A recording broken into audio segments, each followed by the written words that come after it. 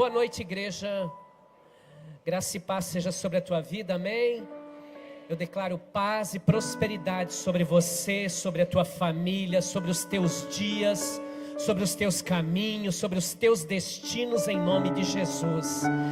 Já aproveita e bate na mão do seu irmão e diga: é hoje, meu irmão. Amém. Você pode se assentar. Quem está feliz? Marcos capítulo 2, Evangelho de Marcos, capítulo 2, versículo 13. Marcos 2, verso 13, a seguir. Diz assim a palavra do Senhor: de novo saiu Jesus para junto do mar, e toda a multidão vinha ao seu encontro, e ele os ensinava. Quando ia passando, viu a Levi, filho de Alfeu, sentado na coletoria, e disse-lhe: segue-me. Diga isso, segue-me. Mais alto, 1, 2, 3. E ele se levantou e o seguiu. Achando-se Jesus à mesa na casa de Levi, estavam juntamente com ele, com seus discípulos, muitos publicanos e pecadores, porque esses eram em grande número e também o seguiam. Os escribas dos fariseus, vendo-o comer em companhia dos pecadores e publicanos, perguntavam aos discípulos dele: por que come e bebe ele com os publicanos e pecadores? Tendo Jesus ouvido isso, respondeu-lhes: os sãos não precisam de médico, mas sim os doentes. Eu não vim chamar justos, eu vim chamar os... Quem é que está falando isso? Jesus Cristo. Eu tenho falado aos domingos, com exceção do domingo passado, sobre a manifestação de Deus nos dias simples da vida. E essa é mais uma dessas mensagens que eu gostaria que você guardasse no profundo do teu coração e sair deste lugar nessa noite para aplicar as instruções que nós vamos aprender aqui. Esse texto nos mostra a chamada de Jesus a um dos discípulos, um dos 12, que é quem? Levi, também conhecido por todos nós por Mateus. E este homem aqui, essa chamada de Jesus, nos ensina coisas extraordinárias. Em primeiro lugar, guarde isso, versículo 14: quando ia passando, viu a Levi, ou Mateus. O texto que nós acabamos de ler nos informa que Jesus estava passando e ele viu Mateus. E a primeira coisa que eu aprendo é que em um dia simples da vida, Deus encontra você. É aquele dia simples que eu estou em um lugar, desenvolvendo meu trabalho, desenvolvendo meu chamado, e é exatamente naquele dia que o Senhor me encontra. A essa altura, vale lembrá-los que Jesus já não é mais um personagem anônimo. Jesus já não está mais naqueles primeiros 30 anos onde ele está escondido, onde o ministério dele não se manifestou ainda publicamente. Não. No momento que nós estamos lendo essa história, é o momento onde Jesus já foi batizado, Jesus já fez o jejum de 40 dias no monte, e agora ele sai em busca daqueles que serão seus discípulos. E aonde Jesus estava, agora Jesus não está mais sozinho. É uma multidão que está com ele, com exceção aos momentos em que ele sobe ao monte para orar, porque ali ele vai sozinho. Raras vezes que ele leva alguns dos seus discípulos. Mas nessa cena, Jesus, quando olha para Levi, quando vê Levi, Jesus está acompanhado de uma grande multidão. Agora o interessante é saber que mesmo que houvesse uma multidão seguindo Jesus, Jesus conseguiu enxergar uma pessoa, valorizando ele de forma individual. O texto é claro, diz que Jesus viu o Levi, o filho de Alfeu, sentado na coletoria. E é num dia simples da vida que Deus decide te encontrar. É que num dia simples como esse domingo, que Deus decide se revelar a nós, manifestar-se a nós, manifestar os propósitos que Ele tem na minha e na tua vida. É um dia absolutamente normal, não há nada de diferente, que Deus encontra um espaço na sua agenda para nos colocar como prioridade. Eu podia ouvir um amém, né? Meu irmão, você já parou para pensar? O Criador de todas as coisas, o Criador de céu e terra, o Criador do universo e até os universos que nós ainda não conhecemos, de todas as galáxias, o Deus Todo-Poderoso que deu nome a cada uma das estrelas, que estabeleceu o firmamento, que separou água, que separou águas de água, que separou a água da terra, que soprou nas narinas de um boneco de barro o fôlego de vida, o ruá no hebraico, que é o fôlego que nós vamos devolver a ele um dia. Esse Deus Todo-Poderoso, na sua agenda, encontrou um espaço para abençoar gente como eu e você. Não, esse teu glória a Deus não convenceu nem eu, imagina ele. Meu irmão, você já parou para pensar que o Deus Criador de todas as coisas encontrou um espaço na sua agenda para lidar com pessoas como eu e como você? É em um dia simples que Deus nos encontra. Nós tivemos aqui um primeiro culto, umas 700 pessoas, mais umas 700 agora, são 1.500 pessoas mais ou menos. E no meio dessas 1.500 pessoas, Deus encontrou alguém. Eu sabia que ia ter só mais 6 que iam se manifestar. Deus encontrou alguém aqui essa noite. É nos dias simples que Deus nos encontra. Segundo, ele viu Levi, filho de Alfeu, no versículo 14, sentado na coletoria e disse, Deus não apenas encontra você num dia simples, mas é em um dia simples que Deus chama você. Um dia Deus me encontrou, mas Ele não somente me encontrou, Ele também me chamou. E Deus me trouxe aqui para dizer para alguém: Deus não somente encontrou essa noite aqui na Remanescentes, Deus tem um chamado para a tua vida, para a tua história, em nome de Jesus. Agora, sabe o que é interessante? Eu vou falar. Quando Jesus encontra Mateus, o que ele diz para Mateus? Não, ele olhou e disse assim: Mateus, o negócio é o seguinte, nós vamos abrir uma igreja nova. Por quê? Porque essa igreja aí da parede preta não está me agradando não. Vamos abrir uma igreja nós dois? Vamos Mateus, vem comigo, foi isso sim ou não? Não está aí na sua Bíblia isso? Já duvidaram, né? Está aí ou não está? Claro que não. Não, ele disse assim, sabe o que é? É que essa teologia aí, eu acredito, uma vez salvo, sempre salvo, eu sou calvinista, eu não sou arminianista, quem sabe, vamos mudar isso aí, cara, essa linguagem aí judaica já está ultrapassada, vamos fazer uma atualização do judaísmo e vem comigo, foi assim? Não. Foi assim? Não. Vamos criar uma igreja agora focada no ensino, na teologia, só ensino, vamos bater na igreja, vamos bater em todo mundo e vamos mostrar que nós somos crentes de verdade, sim ou não? Sim ou não? Não foi assim que Jesus chamou o Mateus? Alô? Como foi que Jesus chamou Mateus? Jesus simplesmente olhou e disse: eu estou aqui, vem e me segue. Agora eu queria que você guardasse isso, porque é em um dia simples que Deus chama você. Para quê? Para o desafio mais extraordinário que existe. E qual é o desafio mais extraordinário que existe para um ser humano? É seguir Jesus. Você não está entusiasmado hoje? Qual é o maior desafio de um ser humano? Meu irmão, olha para mim, quem é casado aqui? Casar é um desafio? Quem casou não quer nem falar, está com medo. Meu irmão, olha aqui para mim, casar é um desafio, sim ou não? Começa quando? Antes de casar. Já é um desafio você encontrar um marido, uma esposa, sim ou não? Claro que é um desafio, gente. Eu vejo a juventude namorando.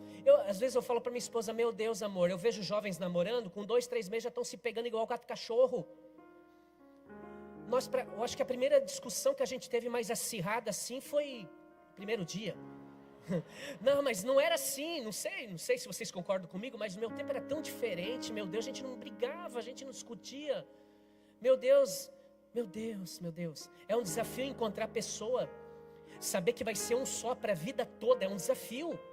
Imagina tu olhar para o bonitinho e pensar: isso aí vai ser para a vida toda. E quem já casou, meu irmão? Olha o desafio, você já escolheu, não dá mais para voltar atrás, não dá.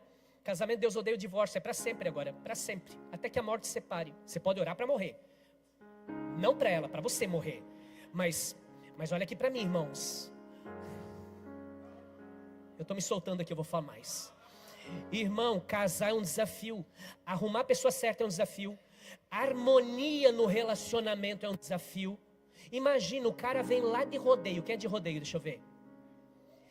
Cadê o povo abençoado de Rodeio? Amém. Você vem lá de Rodeio e casa com uma moça lá da onde? Benedito. Um alemão teimoso com uma italiana, como que vocês falaram ontem? Teimosa aí? Cabeça dura. Sei lá. Meu irmão, olha só são culturas diferentes, são mentalidades diferentes. Vocês dois se juntam, sai faísca para tudo que é lado. Você gostava de receber todo mundo na tua casa, tua mulher não gosta. E no primeiro final de semana você já traz a familhada toda para dentro de casa. Barulhento, tem 2, parece que tem 50. Fazendo um barulho dentro de casa. Mas vai lá, vamos fazer essa polenta aí, vamos comer. Irmãos, e pode convidar o pastor que ele vai também, tá? A polenta é bom demais. O maior desafio da tua vida, casamento é um desafio? É, mas não é o maior desafio da tua vida. Ter filhos é um desafio? Claro que é. Pelo amor de Deus, meu irmão. Quem aqui tem um filho? Deixa eu ver. Amém. Quem tem 2? 3? 4? 5? Tem alguém que tem mais que 5? Nem levanta a mão também, né? Tem lá, irmã? 5? Deus te abençoe. É que antigamente também não tinha TV, essas coisas, né? Celular. Amém. Tá aí o Chico, é um dos filhos, né? Deus abençoe. Irmãos, ter filho é desafio? É. Nasce o filho, você sai com aquela carinha de joelho do hospital. O que eu vou fazer com isso, meu Deus? Tu chega em casa do primeiro banho, tu tem medo de quebrar ele no meio? Sim ou não? Sim, eu sou pai, eu sei o que eu estou falando. Sabe o que é interessante também? É quando a mãe diz assim, ó, hoje eu vou sair, tu cuida dele. Pensa num desafio, homens. Tu olha para aquela coisinha assim, daqui a pouco vem um cheiro diferente. Você diz, pai amado, era sempre ela que trocava as fraldas, hoje é comigo. Verdade, é desafio, sim ou não? Aí ele vai crescendo, desafios diferentes. Daqui a pouco vem um bonitinho na porta, blim blom, aqui mora o Rafinha? É, aqui mora o Rafinha. Pois é, ele pediu para eu vir aqui. Quem é você? Eu sou a namorada dele. Eu disse, ai. Eu vou olhar para ela e vou perguntar, você já andou sobre as águas, minha filha? E se ela disser ainda não, e você já ressuscitou mortos? Não, então cai fora que o meu filho só vai namorar alguém assim. Não, eu sei que não é assim. Eu sei que não é assim. Ou seja, filhos é desafio, mas depois casa. Aí que vem o desafio, meu irmão. Sobreviver é um desafio, sim ou não? Sim ou não? Sim. Eu lembro que quando eu era garoto, com uma moedinha, eu ia na mercearia do seu Alfonso Lac, que ficava lá na Vila Germer. Está lá o pessoal da Vila Germer, que sabe, né, Adir? Seu Alfonso Lac. Eu ia lá com uma moedinha e conseguia comprar um mata-fome. Quem aqui já ouviu falar do mata-fome? Só os antigos, pode olhar. Deixa eu ver, quem conhece o mata-fome? Nunca ouvi falar, pastor. Mata-fome, irmãos, era um doce desse tamanho, uma barra assim, ó, verdade, desse tamanho. E aí você dava moedinha e ganhava um mata-fome, que era de farinha com açúcar. E outra, se não matasse a fome, matava você, porque se batesse, morria. Porque aquilo era duro.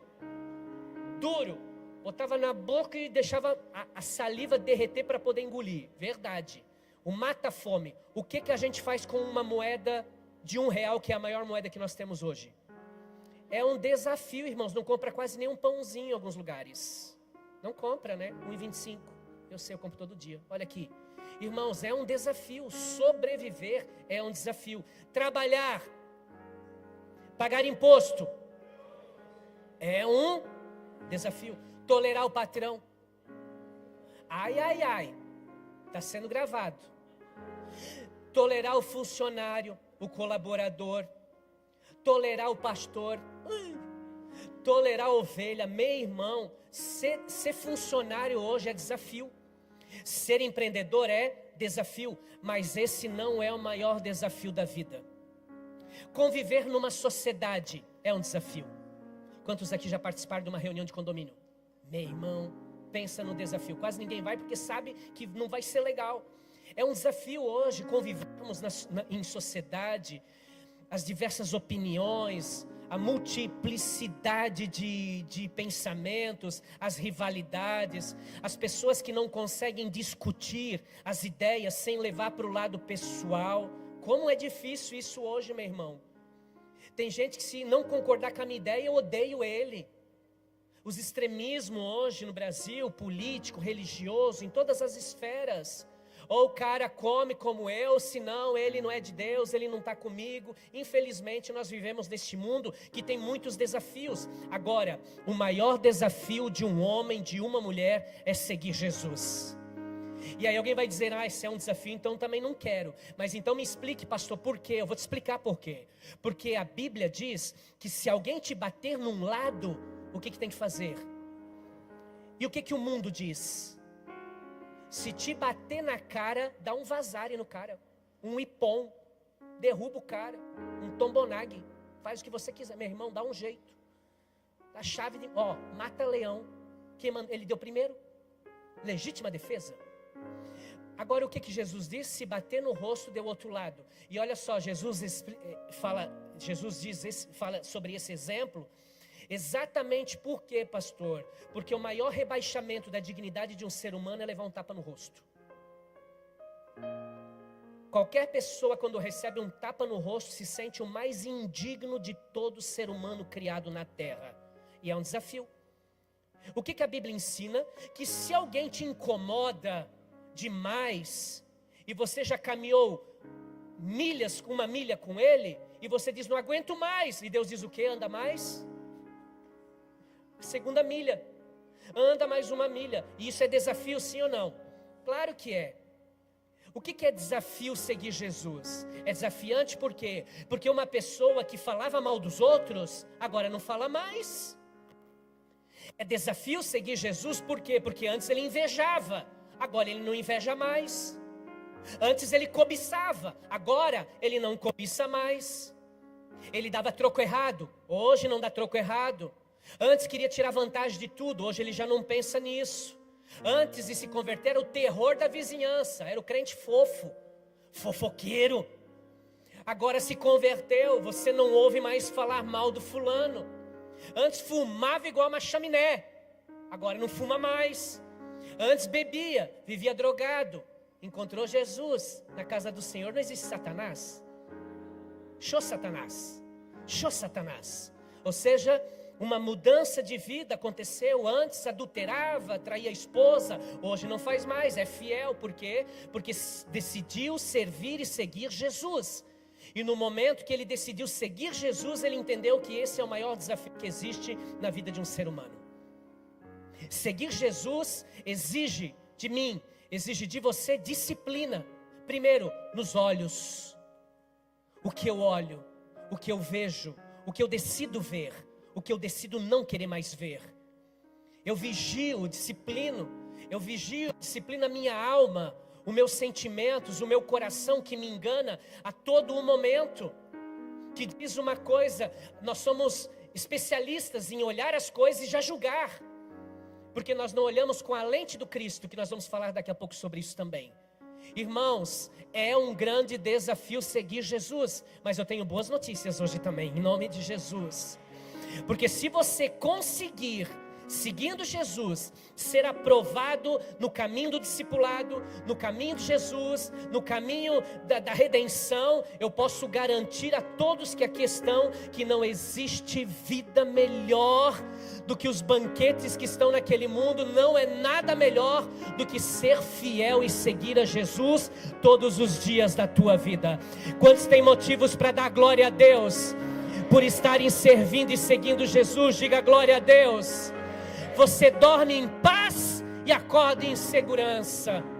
Jesus disse, eu vos dou a paz. E não dou a paz como o mundo dá. Isso significa que o mundo dá uma paz. E a paz é uma noitada, é um prazer momentâneo. São 5 minutos de prazer, loucura total. Mas no outro dia, meu irmão, ou no mesmo dia ainda, quando se coloca a cabeça no travesseiro, o peso vem forte. Agora Jesus entrega essa paz, só que nós não temos isso que está dizendo aqui, de colocar a cabeça no travesseiro e ficar angustiado, entristecido, amargurado. Aliás, temos esses dias também, mas não são todos os dias assim. Vale muito a pena seguir Jesus. Vale muito a pena servir Jesus. Diga amém. Levi não estava sabendo, Mateus, ele não estava nem se tocando que ele estava recebendo um chamado para o desafio mais extraordinário da história da vida dele. Que essas palavras, segue-me, mudaria a vida dele para sempre. É um dia simples que Deus, ele encontra você. É um dia simples que Deus chama você. Mas em terceiro lugar, versículo 14, o final diz: Ele se levantou e o Deus encontrou, Deus chamou e você se levantou. Diga, eu me levantei. Essa palavra, Deus levanta você. Essa palavra levantar aparece diversas vezes na Bíblia. A língua portuguesa é uma língua rica, porém, comparado com o grego, é pobre. A palavra levantar, você vai ler diversas vezes na Bíblia. Por exemplo, Talita cumi, levanta-te menina. Também você vai ler João no capítulo 5, quando Jesus vai curar o paralítico no tanque de Betesda, que estava 38 anos ali. Jesus disse a ele: levanta-te, toma o teu leito e anda. Essa palavra levantar, ela tem esse significado no livro de João capítulo 5. Ou seja, é algo que estava parado e entra em movimento. Estava sentado e se colocou de pé. Vamos lá, fica de pé, todo mundo, rapidinho. Mais rápido, isso. Amém. Bate na mão do seu irmão. Diga, você entrou em movimento. Agora senta, rapidinho. Amém. Entenderam o que significa essa palavra? Alô? Eu vou fazer de novo. Entenderam ou não entenderam? Egeiro, no grego egeiro, que significa exatamente isso. Eu saio de uma posição sentada e me coloco de pé. Eu entro em movimento. Estava parado e entro em movimento. Porém, Mateus é diferente. A palavra original no livro de Mateus é anisteme. E anisteme, o que significa isso, pastor? É o mesmo verbo que pode ser utilizado para se levantar, mas também é usado em alguns momentos na Bíblia no que diz respeito a ressuscitar. Sabe o que Jesus estava dizendo para Levi? Levi, o convite que eu tenho para você vai fazer se levantar agora um outro homem. Morreu o velho ficou sentado na coletoria. Vai se levantar, vai ressurgir um homem de Deus, um homem poderoso, que não vai estar somente de pé porque se firmou nas suas pernas, saiu da inércia, entrou em movimento. Não é por isso.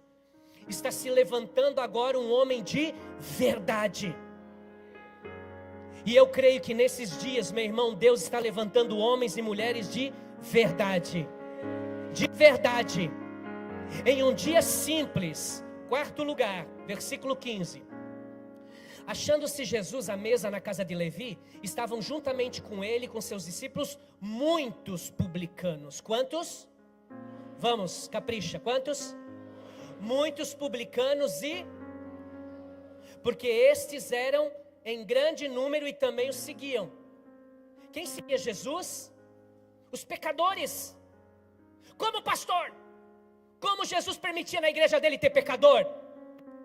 Isso é um absurdo. O cara vai na igreja e é pecador. Interessante, né? Na igreja de Jesus tinha. Na nossa nós não deixamos. É muito sério o que eu vou te falar, meu irmão. Primeiro, nos dias simples da vida, Deus encontra você. Em segundo lugar, Deus chama você. Em terceiro, Deus levanta você. E em quarto, Deus restaura você.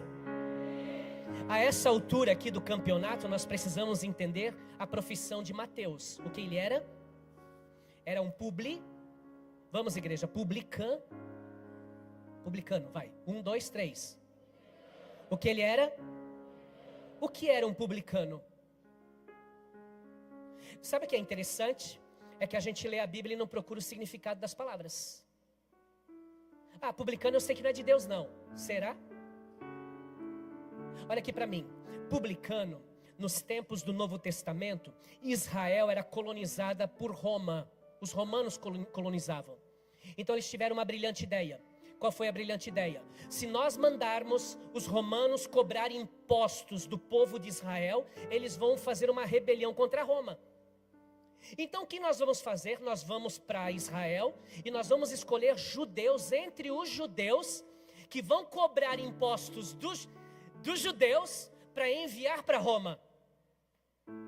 E se alguém tiver que ficar bravo com alguém, eles fiquem com eles mesmos. Não temos nada a ver com isso, desde que o nosso recurso chegue aqui, desde que os impostos cheguem aqui. Então o que era um publicano? Era um judeu dentre os judeus que tirava dinheiro do judeu para enviar para Roma. Quantos me entenderam? Agora a pergunta que eu te faço, e você não precisa nem ser teólogo para responder. Esse sujeito, ele era querido ou era odiado? Com força. Com força, meu irmão. Quem é que queria trabalhar o mês inteiro, separar o imposto da sua renda, parecido, né? E entregar para o cara na mão dele, para ele levar para lá e nunca mais voltar para ti. Quem é que queria isso? Essa era a função do publicano, ele era odiado. Primeiro, porque ele era considerado um traidor do povo. Segundo, porque ele era considerado um corrupto. Quando você lê os registros históricos interpretativos do Novo Testamento, os publicanos eram tidos como a escória da sociedade. Os publicanos eram vistos como as pessoas mais repugnantes, detestáveis que existiam. Por quê? Porque tiravam dinheiro do seu próprio povo para entregar para o império. Agora, preste atenção a isso. Se Jesus, ao formar a sua equipe ministerial, os seus discípulos, se Jesus se preocupasse com a opinião dos outros, se Jesus se preocupasse com o que vão pensar de mim, ele jamais chamaria Mateus para ser seu discípulo. Jamais. Eu vou mais fundo. Ele não chamaria nem eu e nem você para ser discípulo dele. E quem acha que é bom aqui, já perdeu, irmão. Versículo 16 diz assim: os escribas dos fariseus, vendo-o comer na companhia dos pecadores e dos publicanos, perguntavam aos discípulos dele: por que ele come e bebe com os publicanos e pecadores? Está vendo, meu irmão? Dito e feito. Foi Jesus entrar na história de um camarada que não valia nada para resolver a vida dele, que o fuxico gospel já entrou em ação. Verdade. Já foi para a tela da internet: Jesus na casa do bandido. Jesus na casa de um homem que extorque o nosso povo. Jesus na casa da escória da sociedade. Só que Jesus, Jesus, Tu és incomparável, meu Pai. Permita que sejamos mais parecidos contigo, meu Deus. Jesus, nos dias simples da vida, Ele vê além de rótulos. Ele vê além de rótulos. É a sociedade que coloca rótulos em nós. Nós colocamos rótulos nas pessoas. Há muitos anos, não muitos, mas alguns anos, esteve aqui segunda-feira o pastor Jean Porto, e o pai dele, o sogro dele, o pastor Onésimo, e ele relatou que ele nasceu aqui em Timbó há 74 anos, porque o pai dele era missionário aqui na cidade, e estava evangelizando aqui a cidade, porque não se havia igreja, a igreja Assembleia de Deus, que foi a pioneira, que começou esse trabalho missional, e ele fazia esse trabalho. E ele disse: pastor, meu pai conta histórias absurdas, da perseguição que ele sofreu quando ele chegou aqui. Recentemente eu conversava com uma pessoa aqui da cidade, muito conhecida, foi vice-prefeito na última gestão, o Tuti, que é um amigo. E ele disse assim: pastor Rafael, eu lembro que eu era criança e as pessoas chegavam na porta da nossa casa tirando pedras. Por quê? Porque nós não éramos católicos e nem luteranos. É porque nós estávamos trazendo uma nova ideia do Cristo em que ninguém queria aceitar aqui nessa cidade, porque cristão é luterano e evangélico. Católicos também são, não há nada de errado nisso. O errado é você perseguir, como aconteceu no tempo que eles estavam aqui. Qual é o rótulo que os crentes tinham até pouco tempo atrás e que, graças a Deus, Deus tem levantado uma geração de remanescentes, uma geração de discípulos de Jesus lavados pelo sangue do Cordeiro para influenciar, sendo luz e sal nessa terra? E isso tem feito uma grande diferença, e louvado seja o Senhor por igrejas sadias que o Senhor tem levantado. E nessa cidade nós temos algumas assim, graças a Deus. Mas há muitos anos, ou alguns poucos anos, eu sou convertido pouco mais de 20 anos. Mas antes disso eu lembro que quando se falava dos crentes, e quando eu me converti também, crente, o que é o crente? O crente é a mulher de cabelo comprido, de saia, e que é velhaco, que não paga ninguém. E os crentes são um bando de ignorantes, e os crentes, essa é a visão que as pessoas tinham de crentes.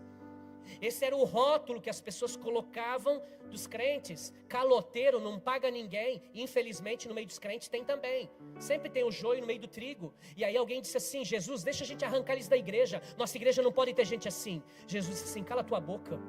Vai cuidar da tua vida. Você quer cuidar da vida dos outros que estão em pecado só porque o teu pecado é diferente dele?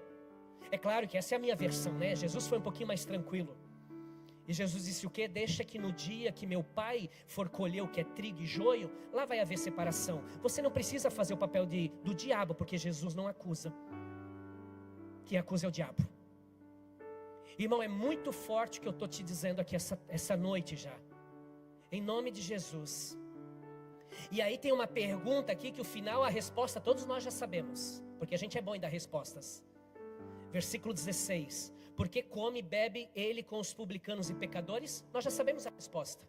Por que Jesus está comendo com o pecador? Por quê? Porque Jesus é misericordioso. Porque isso é graça. Essas pessoas não merecem ter o Cristo ali, mas isso é graça. E quem de nós merece? Isso é graça, favor imerecido. Nós não merecemos, ninguém aqui merece. Ninguém, por mais bonzinho que a gente acha que é, não merecemos. A resposta de Jesus estar com aqueles pecadores, no meio daqueles pecadores, é que Jesus era uma pessoa que sabia que o ser humano tem conserto se andar com ele. E Jesus não desiste não, irmãos. Nós desistimos. A gente investe um tempo na vida da ovelha, e quando ela não quer nada, a gente usa até versículo bíblico e diz o quê? Eu lavo as minhas mãos. Esse aí, eu vou fazer igual Alexandre Latueiro. Esse eu já entreguei para o inferno e o diabo que cuide dele. A gente usa até versículos para defender. Mas Jesus não. A gente sabe que a resposta é: Jesus estava com aquele povo, porque Jesus olhava além dos rótulos. Jesus não via publicanos. Jesus não via pecadores. Jesus via que ali havia potencial de homens curados, sarados, restaurados no nome de Jesus. E a resposta principal é que Jesus é amor. Então Jesus está com eles porque é Jesus de amor. Tudo bem, isso a gente sabe. Mas deixa eu te falar uma coisa. A pergunta deveria ser outra. A pergunta não deveria ser: por que Jesus está no meio dos publicanos e pecadores? Qual é a pergunta, pastor? A pergunta devia ser: por que é que os pecadores estão com Jesus? Muda todo o cenário. Cai por terra o legalismo. Cai por terra o falso moralismo. Porque tem sujo falando de mal lavado. Tem gente apontando o dedo e acusando, julgando os outros, mas ele é sujo também. Reforço, só porque o pecado dele é escondido e ninguém vê. Mas ele tem. E essa sim deveria ser a pergunta: o que fez? O que fez aqueles homens serem atraídos por Cristo? O que faz uma pessoa procurar uma igreja como essa? Ela não vem aqui, por mais que ela imagine que ela venha. Irmão, eu olhei o primeiro culto, tinha um amigo meu que estava aí sentado, que a gente jogou futebol junto e tal, e eu relatei até o testemunho dele, o meu testemunho usando o exemplo dele. Esse está ali meu amigo, nós dois jogamos futebol junto. Você lembra que de repente o Rafinha sumiu de Timbó? E realmente eu sumi. Por quê? Porque eu morri. Eu morri. Os lugares que eu ia, eu não fui mais. O futebol que eu batia, tem nada de errado, pode jogar teu futebolzinho. Mas eu parei tudo, eu sumi literalmente. O Rafael sumiu de Timbó. Eles pensaram: esse menino morreu. Não, verdade, eu morri. Eu morri, porque uma coisa me atraiu.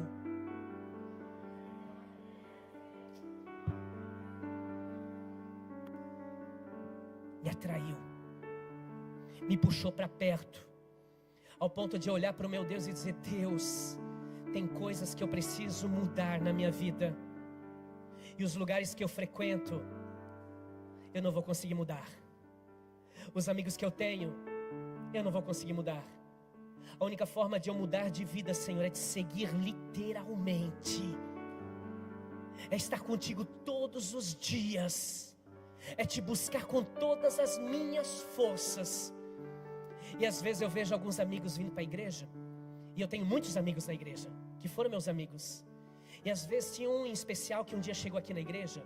E ele sentou mais ali no meio. E eu fiquei olhando ele na hora. Eu tenho uma memória fotográfica muito boa. De nome não me cobra, que isso eu esqueço. Mas de ver eu digo assim, esse aí vai na igreja, amor. Esse lá vai na igreja. E aí eu olhei ele e disse assim, o cara estudou comigo. Ele estudou comigo. E eu lembrei do apelido dele. E quando acabou o culto, o irmão que trouxe ele foi lá me apresentar. Pastor, esse aqui é o fulano. É um político aí na cidade. É um cara famoso, conhecido. Eu disse, eu sei. Aí eu olhei para ele e falei, fulano, o apelido, tudo bem? Ele olhou para mim, como você sabe o meu apelido, se só a minha família sabe? Eu disse assim para ele, cara, tu não lembra de mim? Ele disse, eu estou tentando desde o começo do culto me lembrar da onde que eu conheço você. Mas eu não lembrei. Eu disse do Leoberto Leal. Ele falou do colégio, né? Sim. Nós estudamos juntos, nós nos formamos em contabilidade. Você está lembrado do Rafael dos Anjos? Rapaz, eu sabia que eu te conhecia. Me dá um abraço aí, meu mano. Abracei ele, ele falou, tu andava sumido e tu tá tão bem, tão bonito, forte, musculoso, bem casado, filhão maravilhoso, igreja linda, um povo abençoado. Pelo menos aí você devia ter dado um glória a Deus, né? Sumi, morri e de repente levantei, ressuscitei. Isso é seguir Jesus. O que eu fazia, eu não faço mais. E sabe que o texto termina assim, versículo 17, eu vou finalizar. Vocês são muito queridos. Tendo Jesus ouvindo isso, respondeu-lhes, os sãos não precisam de médico, mas sim os doentes. Eu não vim chamar os justos, não.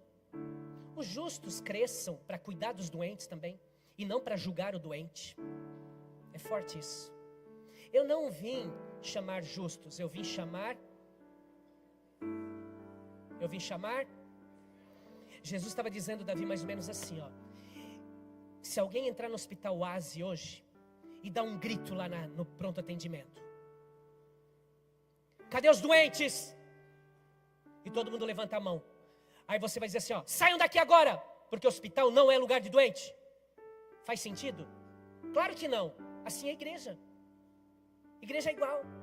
Aí a gente vem pra dentro da igreja e diz assim, ó, vai pra boate, continua traindo a tua esposa, continua fazendo as coisas. Por quê? Porque na minha igreja eu não quero não.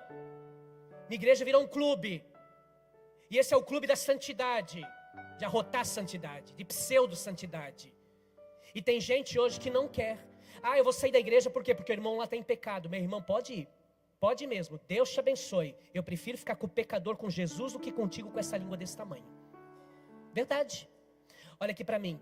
Uma reunião de pastores. Um pastor chegou, igreja pequena, e disse o seguinte, pastores, por favor, orem por mim. Eu disse, por que, pastor? Ele falou, porque na minha igreja, final de semana, veio uma pessoa com um pecado tal, que dá para ver quando ela entrou na igreja já. E aí as irmãzinhas, quando acabaram o culto, me procuraram e disseram, pastor, você não vai fazer nada? E ele disse, o que eu vou fazer? Você vai deixar essa pessoa aqui dentro da igreja? Se você deixar essa pessoa dentro da igreja, nós já decidimos que nós vamos sair todas da igreja.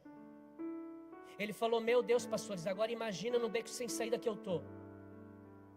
Eu tenho liberdade com ele e falei, meu amigo, vou te falar uma coisa. Você não está num beco sem saída, não. Você está numa decisão para tomar.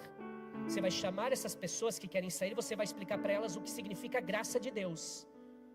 O que Jesus fez por elas um dia. Porque, meu irmão, quem reconhece o que Jesus um dia fez na vida dele, nunca mais ele vai apontar o dedo para alguém para julgar. Ele vai estender a mão e vai dizer assim, ó, cara, eu já passei por isso. Eu já sofri. Eu já fui para a igreja destruído. Eu era isso, eu era aquilo, eu fazia isso, mas Jesus me resgatou. Eu não estou aqui para te julgar, não. Eu estou aqui para dizer para você que o mesmo Deus que fez na minha vida é capaz e poderoso para fazer na tua também. Você quer, eu quero, então vamos seguir Jesus junto.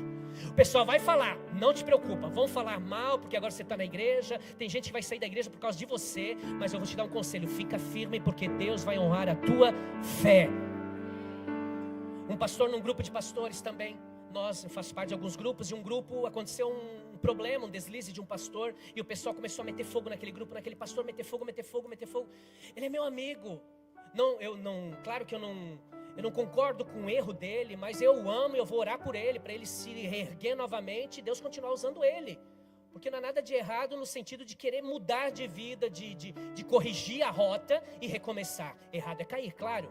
Mas se caiu, ele vai corrigir a rota para levantar. E quando levantar, louvado seja o nome do Senhor. Por quê?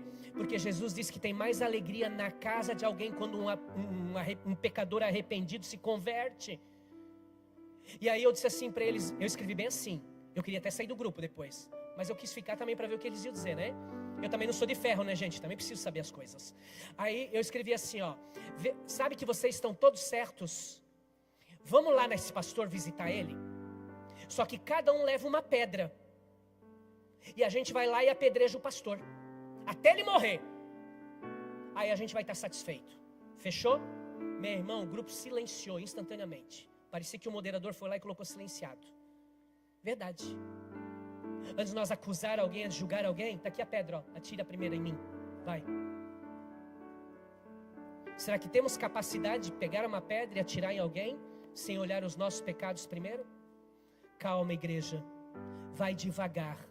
Não entra naquilo que o mundo prega. Na justiça própria, na vingança, olho por olho, dente por dente. Porque no dia que você precisar de misericórdia, você não plantou misericórdia. E o mundo dá voltas. Não atira a pedra para cima porque o telhado é de vidro. Toma muito cuidado. Aquele que pensa estar de pé, cuide para que não.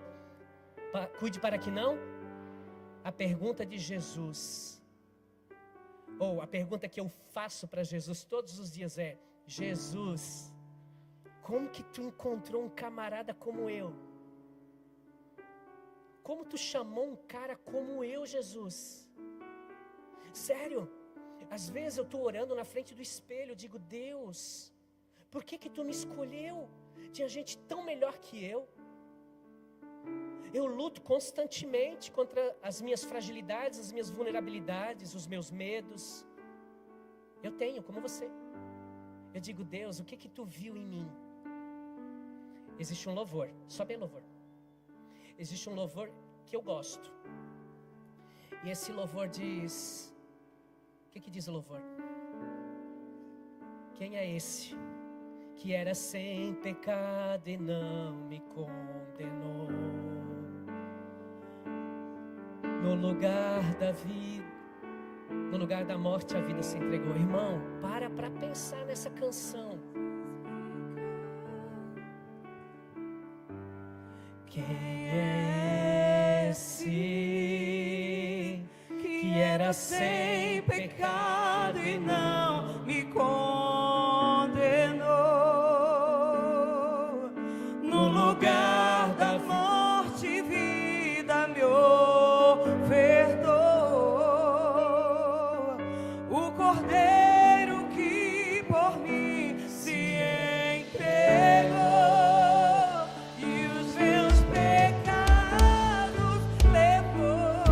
A Bíblia diz: todo aquele que invocar o nome do Senhor será salvo.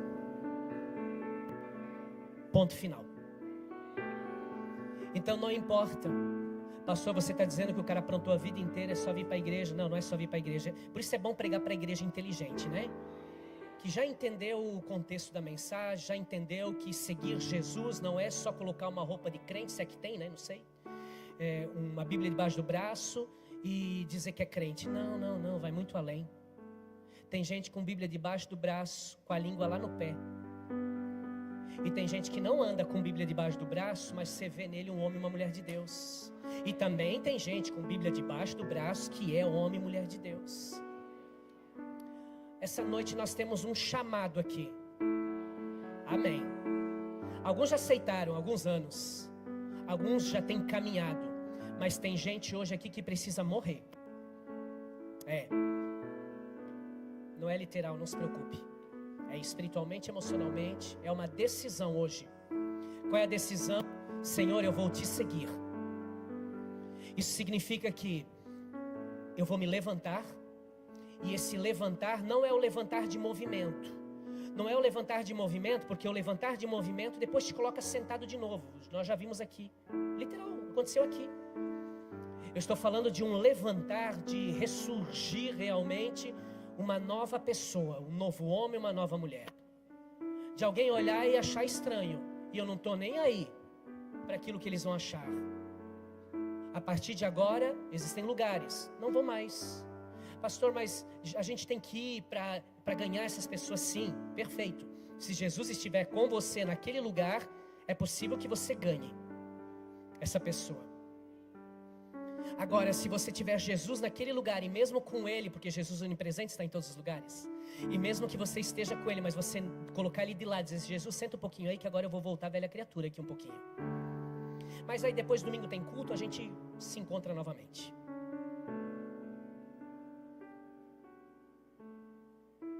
Você sabe que o pastor, a mensagem mais difícil de pregar é essa. Pergunte por quê? Porque eu não vou ver a cara de muita gente no próximo culto aqui. Porque a outra igreja ela não prega isso. Mas eu sei que vai vir muito mais gente no próximo culto aqui. Você estará com alguém junto aqui, em nome de Jesus. O teu rostinho eu vou ver aqui no próximo culto, em nome de Jesus. Porque nem todos podem suportar o Evangelho. Mas foi para isso que o Senhor nos escolheu. Nos chamou, nos encontrou, nos chamou, nos colocou de pé. Segue-me. E a partir de agora vai ser assim, filho. Entenda que nós vamos caminhar no meio dos pecadores. Nós vamos caminhar no meio dos publicanos. Nós vamos andar no meio de gente ruim mesmo. Mas nós vamos transformar essas pessoas em nome de Jesus. Nós vamos transformar essas pessoas. Feche seus olhos. Eu quero fazer uma oração muito especial. Para você fazer essa oração é um apelo mesmo, é um convite. De uma decisão nessa noite de seguir Jesus, de verdade. Não só uma religião, não só uma instituição religiosa, não só se membrar numa igreja, mas seguir Jesus de verdade. Comportamento, as palavras, o que tu vê, o que você fala, a forma como você fala, como você vê o perdido, o pecador. Muitas pessoas olham uma prostituta na rua e declaram palavras de maldição sobre ela, ao dizer, Deus, alcança essa irmã. Em nome de Jesus, alcança ela, tira ela dessa vida. Dê dignidade a ela, Senhor. Que ela te conheça verdadeiramente. Não só de ouvir falar, mas de ter intimidade contigo. É olhar um mendigo e dizer, Senhor, tira ele dessa situação. É olhar uma pessoa que às vezes nos dá tanto problema e dizer, Deus, entra com uma provisão, com uma providência. Cura, restaura, sara. Não há nada na alma que não seja denunciado por um comportamento. Então, se existe um comportamento, tem algo ali dentro da alma dele que precisa ser sarado, curado e restaurado. Senhor, toca, meu Pai. Toca, Senhor. Nós não queremos fazer parte de um grupo religioso. Nós queremos ser discípulos teus. Homens e mulheres, lavados pelo sangue do Cordeiro de Deus, que ao olhar um pecador não olha com os olhos naturais, mas olha com o olhar de Jesus, de compaixão, de amor, estender a mão e levantá-lo. Jesus nos aceita assim, mas Ele não se conforma em nos deixar assim. E a caminhada com Ele vai nos levar a viver coisas extraordinárias de uma mudança de vida.